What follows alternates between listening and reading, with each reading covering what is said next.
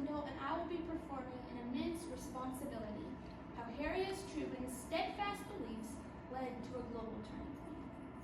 1950s, Independence, Missouri. Hello, Harry S. Truman here, former U.S. Senator from Missouri, former U.S. Vice President, and former U.S. President. Maybe you've heard of me. Maybe you've heard how I was promoted to president shortly after President Roosevelt's death, when our country was deeply involved in World War II. Suddenly, it was my job to lead America through this war. I felt like the moon, the stars, and all the planets had fallen on me. Germany was about to surrender, but Japan was a different story. The war needed a turning point. We were planning a land invasion of the Japanese home islands, but this would mean around 250,000 U.S. soldiers would be killed or injured. And you don't feel normal when you have to plan the deaths of so many American boys who are alive and joking and having fun while you're doing the planning. You probably know that in the end I decided to use the new atomic weapon to end our war with Japan. Many would say that dropping the atomic bomb on Japan was the most significant decision of my presidency, and I suppose they are right. But for me, it was not a hard decision. I have always been highly concerned with the well-being of U.S. soldiers. When I was a battery commander in World War I felt personal responsibility for the lives of the men under my command. Later, during my time as a U.S. Senator, it broke my heart when the sons of my World War I comrades lost their lives in World War II. Using the bomb was a terrible decision, but I made it. And I made it to save 250,000 boys from the United States, and I'd make it again under similar circumstances.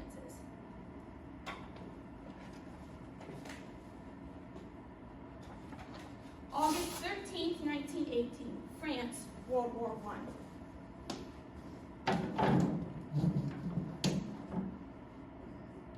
Well, hello, McKim. I've just been writing a letter to my fiancée, Bess. It's good to see you. So, after a month of having me commanding your battery, what do you think? I'd let you know who was boss. Well, I had to because you boys were a bit of a wild bunch at first, but now I'm plumb crazy about you. Commanding 4 guns and 194 men is no small task, and I certainly feel a personal responsibility for you fellows. Well, good to see you, McKim. Now, back to my letter to Bess. You've no idea what an immense responsibility it is to take 194 men to the front. They are absolutely dependent on my small ability to think and act at the right time for their lives. If I should go up there and get them all killed and didn't get shot myself, I'd certainly never be able to look anyone in the face again.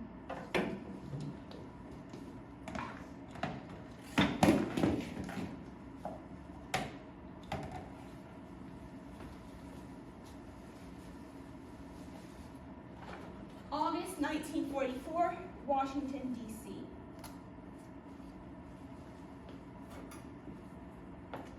I sure do get a lot of mail, but that's no surprise considering I am a United States Senator. Now that I've been nominated as FDR's running mate for his 4th term, this mail should keep up. Well, look at this, a letter from A.B. Urquhart, my old friend from the war. His son Bob is a Marine. Let's see what he has to say today. We received a telegram telling us that Bobby was killed in action. You knew the boy, what a good boy he was, and how much I loved him. Captain Harry, I know you couldn't be a revengeful beast, but please, keep our government tough enough so that the lives that have been lost will not again have been wasted.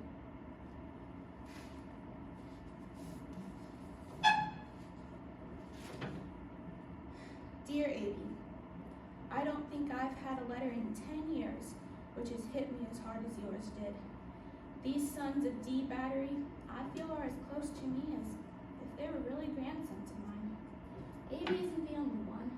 My other friend Eddie McKim had a boy killed last month. Ed Jr. had a newborn son that he never got to meet. I'll need to call Bess and tell her about this. Brings the war close to home, and boys you know are its victims.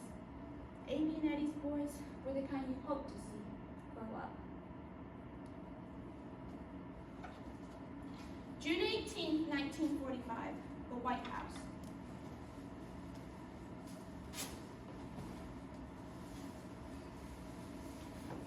Well, it's certainly an honor to meet with the Joint Chiefs of Staff of the United States military. Now that President Roosevelt has died and I am president, I am responsible for leading America through this war. As Admiral Leahy expressed in his memorandum, I called this meeting for the purpose of becoming better informed of our plans to invade Japan. My goal is to defeat Japan with as few American casualties as possible. I'm not nearly as concerned with how much time or money it takes. General Marshall, why don't you start? An invasion of the Japanese island of Kyushu would be the best option, starting November 1st. Yes, Admiral Leahy, I would like to know what the casualties would be. 35%. General Marshall, of how many troops? 700,000? That's what? 250,000 American boys. Yet, all of you, Joint Chiefs of Staff, view this invasion as the best option. Now, Secretary of War Stimson, at a meeting a few months ago, you informed me that the U.S. would soon complete a very powerful weapon, so powerful that a single bomb could destroy a whole city. But since this weapon isn't yet a reality, let's go ahead with the land invasion. July 25th, 1945, Potsdam, Germany. Lord Mountbatten, General Marshall, thank you for meeting with me. We are currently preparing to invade Japan, but I was recently informed that the U.S. has successfully tested a new atomic weapon. This is the most terrible bomb in the history of the world, but I believe it could end our war with Japan and make the invasion unnecessary. Are we in agreement then? Let's do it. It's time to turn this war around.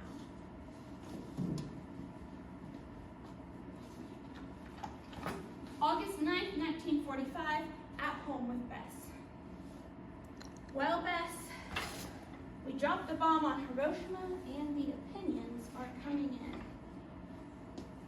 A few days ago, I received a telegram from Senator Richard Russell telling me we should quit asking the Japanese to surrender and just pound them with atomic and conventional weapons until they beg us to stop. I also got a telegram from a Christian pastor. He thought we shouldn't have used the weapon at all. Of course, in Potsdam, General Eisenhower was opposed to using the bomb, and even the scientists who developed the weapon had serious moral concerns. Bess, you know, and I told Senator Russell, I have a human feeling for the women and children of Japan, but I also want to end this war and save as many American lives as possible. And I do think the Japanese will pull up soon.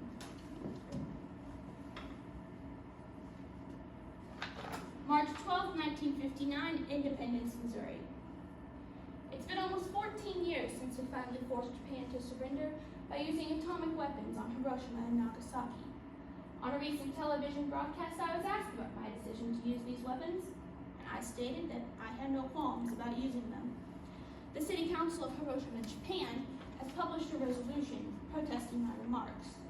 They say that my statement is a gross defilement committed on the people of Hiroshima and their fallen civilian victims.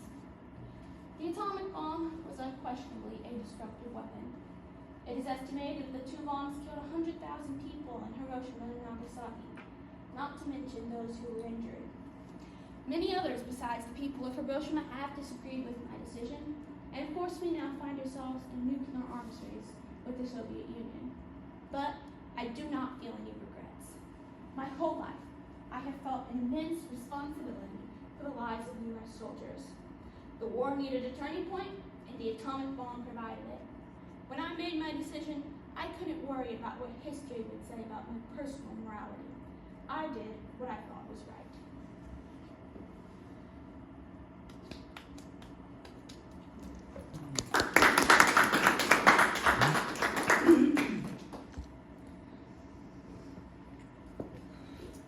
Okay, you definitely have a passion with Truman, and it's very evident. What started that? Because he has a presidential library located 3 hours from my home, and my real passion is with primary sources, and I wanted to pick a topic that would offer me a whole lot of sources so that my whole performance could be based off of like primary evidence instead of secondary evidence. That the secondary evidence could just enhance it. And so that's why I picked Truman, because he lives in Missouri, I live in Missouri. He was close, and once I researched him for like since last July, I've become kind of attached. I actually did your research and you delved into this topic more because you were looking at primary resources. Did you form any opinions or thoughts about his decision? And what do you think about that? I don't really know what I think because I go back and forth a lot. Sometimes I'm like, yeah, I did the right thing, and sometimes I think about all the people in Japan who were hurt by it, and it makes me like think, oh, that was kind of scary and bad to do that. But like I said in my process paper, that's not my goal because I don't know what would have happened if he hadn't done all the things. And so I wanted to just focus on why did he do it, and what I did learn from it was that like before I started this, I was wondering to myself like, or when I was just kind of diving into things a little bit, I was thinking this guy is kind of cold-hearted. He doesn't really have feelings. Maybe he's just like dropping this bomb. He doesn't care. And I maybe didn't hold the highest opinion of him at first. But I learned that even if I can question whether or not it was the right decision, like he wasn't crazy because the values that he held, this decision made sense within those values. And so I learned that about him, and it helped me understand how you really have to dive in a lot deeper than just the surface level to understand these things. I know you have a lot of primary resources, and I know it seems you can just tell from your process paper that you love the Independence Museum, but I mean the Heritage Library. But is there a source outside the library that you were as well impressed with? There's a secondary source. It's a book called Truman by David McCullough, which has a lot of good information about him, especially like other parts of his life that I didn't want to dive deep into to help get some like good context.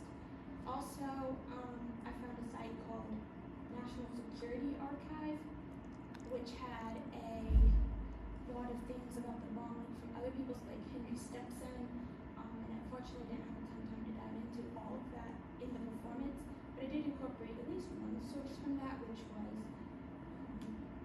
the memorandum which he read to Truman about the test being, or the bomb being about to be tested. So that was a valuable source, but probably the most valuable non-Truman library source was the David McCullough book. That is very good.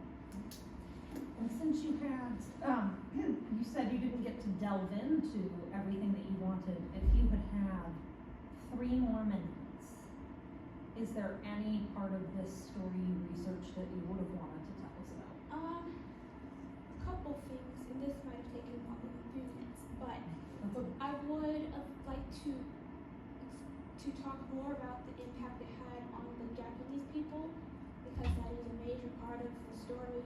I just couldn't because of time, and I had to like stay focused. And I tried, but I would have loved to do more. Even maybe have a scene that is a Japanese person or something like that. Also, I would have liked to talk more about Henry Stetson and his perspective on Truman. He had a diary, which I found the diary, but I didn't have really time to do anything with it in the performance. That was about his perspective on the development and use of the bomb, his interaction with Truman. Also, General Leslie Groves had kind of a unique perspective, a lot, I would say, less humane than Truman, and that let's just kill the Japanese because we're mad at them kind of perspective. So if I could have done more of that, that would have also shed more insight onto Truman's perspective. But I didn't incorporate those things because I